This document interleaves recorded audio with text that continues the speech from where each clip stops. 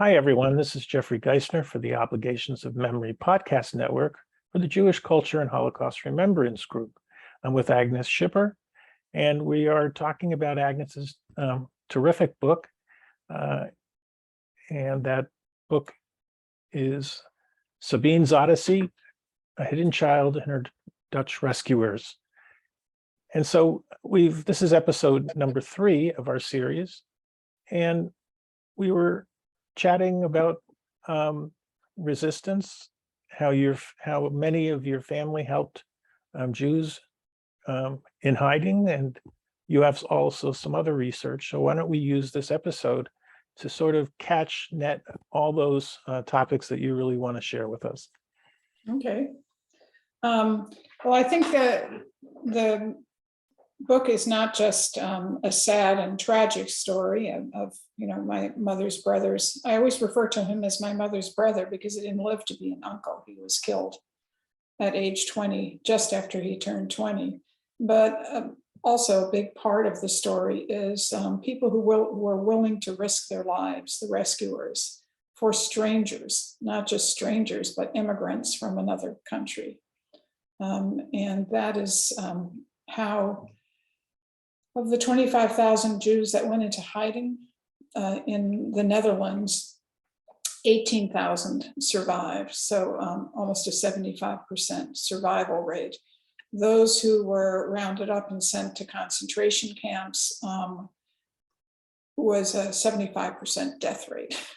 Of the hundreds, I think of the 110 Jews, 107, an astounding statistic. If you were shipped off to a concentration camp, you didn't survive. That's the story of the Frank family. But there were a number of very brave Dutch people, a very small minority, I might point out. The estimates are that maybe 1% of a population of 8 million were actively involved in the resistance. And that's kind of a generous, because it actually was less than 1%. But I found out that it wasn't just my father and his uncle, the one I mentioned earlier, who perished in Mauthausen after the Dutch Nazis arrested him. But I have this picture taken in 1939 on the anniversary of my Dutch grandparents. And it's not a great picture. There's a better one in the book. But this is Kees on the far right. He had 2 Jewish children. These are Dutch farmers mainly. And the network was mainly with relatives because they could trust each other. So he had 2 Jewish children hidden in his farm. This is Uncle Cor, the one who recruited my father into the resistance. And he worked with people who stole rations, and he not only hid Jews, but a lot of young Dutch boys evading slave labor. In the center, that's my grandfather. And in the center is another Uncle Jan, whose farm became the headquarters for the Mandrel resistance cell, which that's the folks who helped direct the parachutes with weapons. But his farm was a way station for hidden persons. So it was a transfer station. So they would stay with him until his sons could find more permanent places to hide. So some 200 people, they estimated, came through his farm and went on to other hiding places.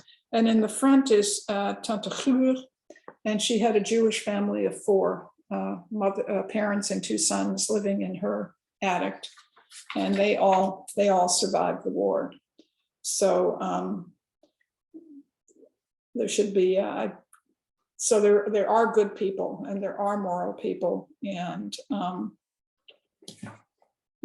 just shows you religion doesn't always determine whether someone is good or bad. They just felt what was happening was immoral.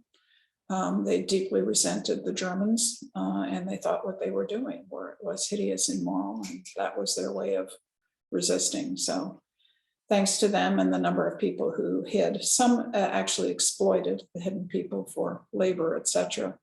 But a number of people were very gracious in taking great risks, because if anyone if the Nazis discovered you were hiding Jews, then you would be shipped off to a concentration camp too. So my mother's teacher literally risked her life, and a number of people risked their lives to save strangers.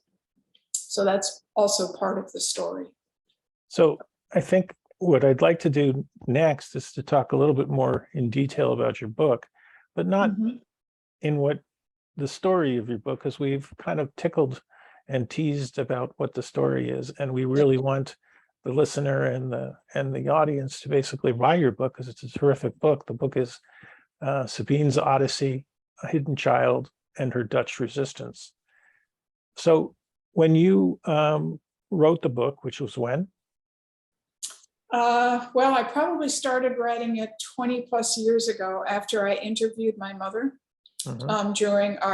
after our visit to the Mauthausen concentration camp. So I wrote about a 20 or 30 page summary of what I learned about her hidden years. But it really was retirement, after a career. And when did you retire? When did you retire as a lawyer? I retired as a lawyer in 2013. Okay. And that finally allowed me the time to really get into that. So I went back and interviewed my mother many times before she passed away.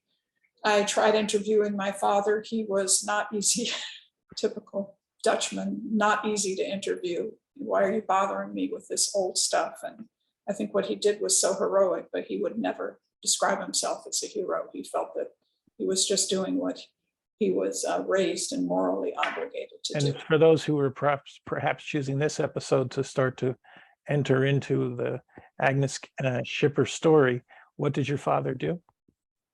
My father was raised essentially on a Dutch farm, and he helped his father with the flower bulb business, tulips, gladio, tulips, hyacinths, etc. So they were farmers. And what did he do in the resistance? He helped find hiding places, and actually there were Catholic priests who were involved in helping find hiding places and approaching families, obtaining ration cards. He published an underground press, underground newspaper. When they had the weapons droppings, they had to distribute them, so find ways to distribute them. Multiple different ways. I actually have with me, after the war, they had a demonstration. So this is the Dutch newspaper. And in the bottom is a photograph of my father demonstrating how he communicated with the Canadian and Allied pilots, telling them when it was safe to drop the weapons. So he was in charge of communications. He had a for her audience, when was the book published? Book was published just this past May 4th, 2022. And your publisher is New Amsterdam Press, right? Amsterdam Publishers. They're about the largest publisher of Holocaust memoirs. Okay, so we'll talk a little bit about that, but I'm really interested, well, now that it's been published and obviously it's being read, has anybody contacted you who has the story that you're telling resonated with them, as they were Catholic, they were also had Jewish blood, and they were also in a similar situation? It hasn't happened yet. Not yet. Maybe through your podcast, someone will say, "Oh, that rings a bell."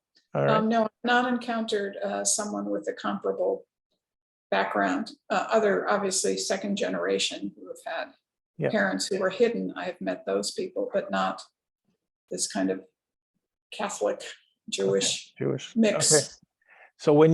So I start always these questions with, you finished writing, you found your publisher, and you all of a sudden you got a box of books delivered by FedEx or UPS to your house. What was the experience?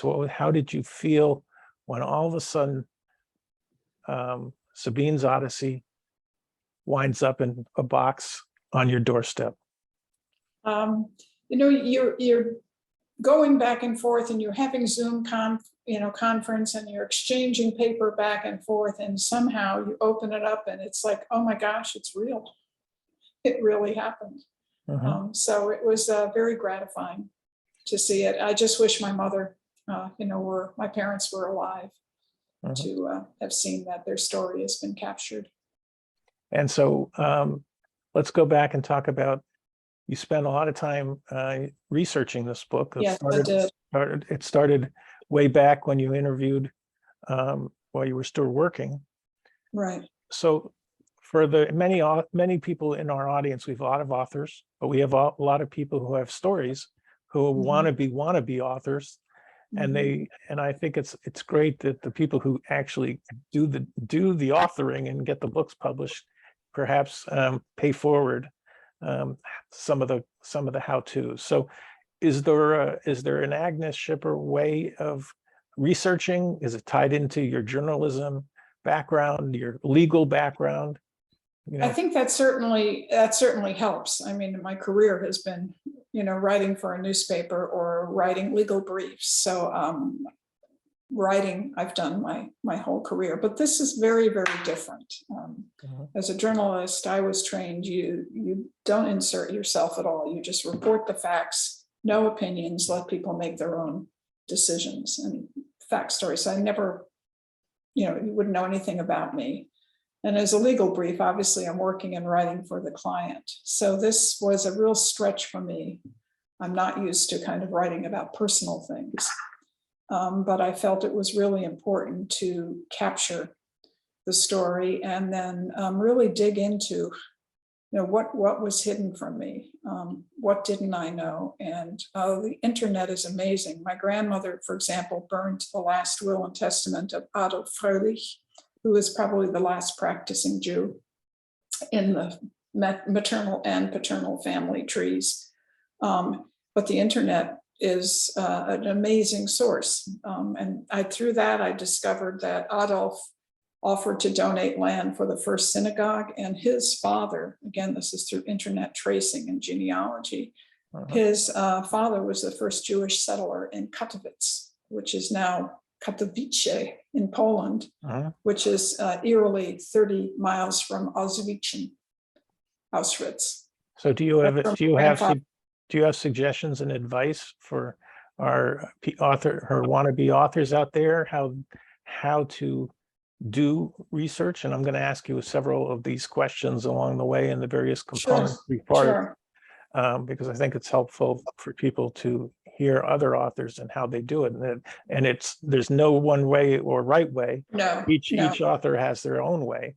So, well, I think in a sense I was fortunate. One, the internet that allowed me to research the German ancestors, which are actually not part of the book because it made it too long, according to the publisher. But I learned a lot about various ancestors, Jewish ancestors. But I also had the advantage of a mother being a pack rat. She saved everything. And I don't know if anyone saves their seating chart from their wedding. My mother saved that. And it's a diagram of her, my mother's family, my father's family, and a number of the people who rescued her, just right in the diagram. So she saved, I'm not exaggerating, hundreds of letters. They were very fortunate that Christians obviously had saved their documents and a lot of the photographs. So I have that advantage of a lot of firsthand material to work with, and the fact that I could interview my mother. Do you have a second? Do you have a second book that you're contemplating? Well, the first book would have been the Jewish ancestors. Maybe I'll publish that privately. The second part is, so they survive and now they have to reestablish who they are. They're stateless. The Nazis stripped them of their country. So they have to reemerge. They're broke. They have to get their name and figure out what to do with the rest of their life.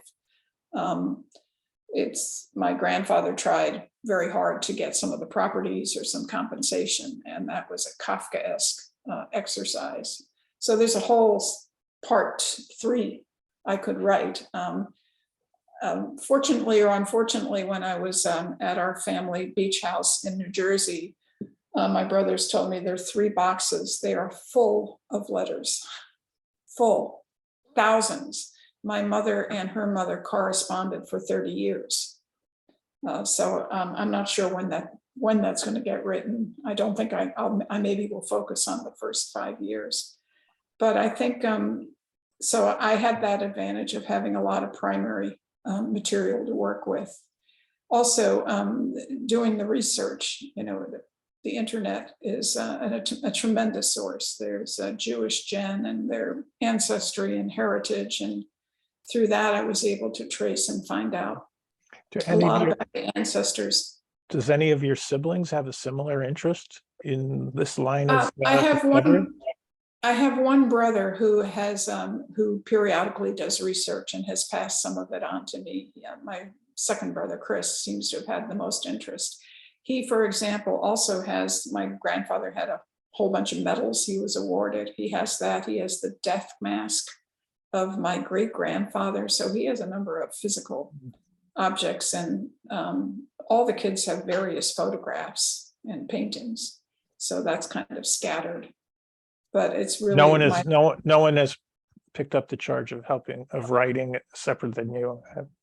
No, Okay. no. And a lot of the material is in Dutch and German, so I have to translate it. Are you fluent? Are you fluent in Dutch and German? I'm fairly fluent in Dutch and German, but not confident enough to work without Google Translate to double check what. And I have a friend who has helped me translate some of the materials. So let's now talk about your writing process. So what is the Agnes Schipper process of writing? The Agnes Schipper process of writing is probably pandemic related. All the other things I did, the volunteer work and all the other activities I had, came to a stop. And this has been percolating in my brain for quite a while, and I had no excuses anymore. So I would work out in the morning and I would literally treat the writing as my job. So in the afternoon at 1 o'clock, I showed up at my desk and I would be writing or researching through most of the pandemic. So it was really. Now some authors use an outline. Some authors say just get the stuff down on a piece of paper. Don't edit yourself on the fly. Just write, and then eventually you'll go back and you'll edit. So do you have a specific way that you write? I'm of the latter. Write, just write. And then you can go back and edit and reorganize it, but get it down, get it on paper, and then edit, re-edit, edit. All right, and then the process of you finding Amsterdam. Did you hire an agent? Did you go direct? No, I did a fair amount of research, and getting a literary agent is extremely difficult. If you haven't been published before, they're generally not interested. And the big publishers are really not interested in Holocaust stories. I mean, the more I researched, the more I realized trying to approach a big publisher was probably not going to work. So I researched Amsterdam publishers and saw that they published quite a few. How did you find them? Just researching on the internet and seeing who else is publishing Holocaust type memoirs, and that came up. They come up all the time. Obviously, I'm in a niche range here, but I've already interviewed 4 or 5 authors who have been published or are being published by Amsterdam. So and I don't know how many books they put out a year in this subject. She puts out, I think, close to 10 books a year. She has made it her personal mission to capture as many of these stories, first and second generation, or third, as she can.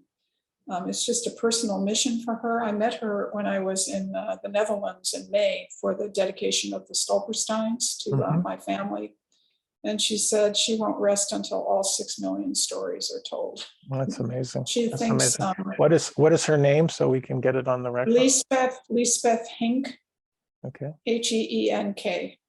So I sent just the part of the story of my mother's hidden years. And she said, we need at least 60,000 words, too short.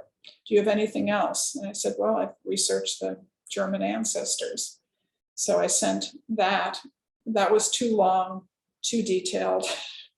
So she wasn't interested in that. And then I essentially grafted the first 4 chapters of the research on the ancestors, how I discovered my Jewish heritage, my mother's search for records, and then backed into the story of her childhood and the hidden years. And that third try was the one that she. And how much time is between all of that until you got the okay from the time you started?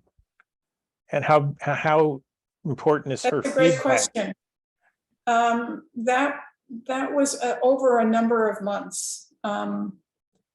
After this, I could have just thrown up my hands and said, well, I'll just self-publish it. But just when I was taking my walk, I walked every morning because what else can you do during COVID? All the gym classes are gone. And it occurred to me, if I take that first 4 chapters of the first part of the story, the German ancestry and discovering about that, and added that might work. So it was over the course of several months, of feedback from her. And she really worked. She told me things I needed to compress and things I needed to do. So you're working directly. It's her business, and you're working directly with her one-on-one, or yes. Does she have a staff, or? She has editors. She designed, one of her editors designed the cover from a photograph I submitted. So she has a very small staff. But did you really have a one-on-one connection with her I did. as she's like helping you? And she develop? pushed it along. Originally, it wasn't supposed to come out till October. And then she moved up the schedule to May. So it was a lot of scrambling and working very hard to get October of 22.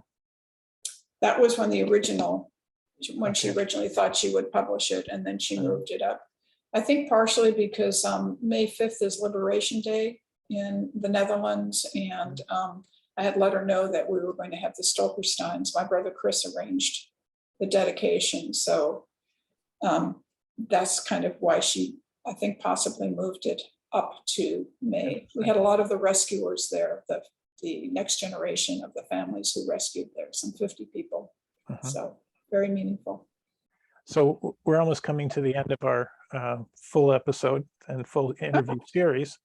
It went fast. I really would like you to tell the audience, why you think they should really read your book.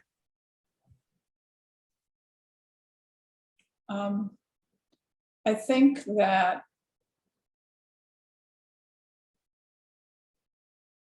unfortunately, anti-Semitism doesn't seem to go away and seems to be on the rise. And there are people who deny the Holocaust. And we have to keep reminding people that these things do happen. And I think it's important not only to tell the story of the utter irrationality and hideousness of what happened. I mean, I still can't wrap my brain around a country that hunts to kill its own decorated war veterans. That's my grandfather. What leads a country and people to go along with annihilating, an entire segment of people? And I worry about resurgence of anti-Semitism, but also a story of that you can act in even these difficult times. You can be moral, and there are people who are good and who risk their lives to help that small proportion survive. Netherlands had one of the highest, 3/4 of all Jews perished. It's a landlocked country. Escape was very, very difficult once the Nazis invaded. So it just, it shows the full spectrum of good and evil. And my hope is that it'll be used for Holocaust education. It's hard to relate to a statistic, 6 million, but people all know about Anne Frank. It personalizes, it makes it real. And I think this is a different take, making this story real. And it happened, I think it's not just for Jews, but also for Christians to read, what to do when you're morally confronted with something like this genocide. So have you been invited to the Christian world to present your story? So far not. It's all been Jewish in book clubs and Jewish related, or people where I live. But and I did get a very good review from a priest who helped found the Holocaust Museum. But as you mentioned, I'm not a member of the Catholic Church. I'm not an member, so I don't have any personal connections. But I do think the story is as much for Christians to know about. It shouldn't just be, I think a Jewish story.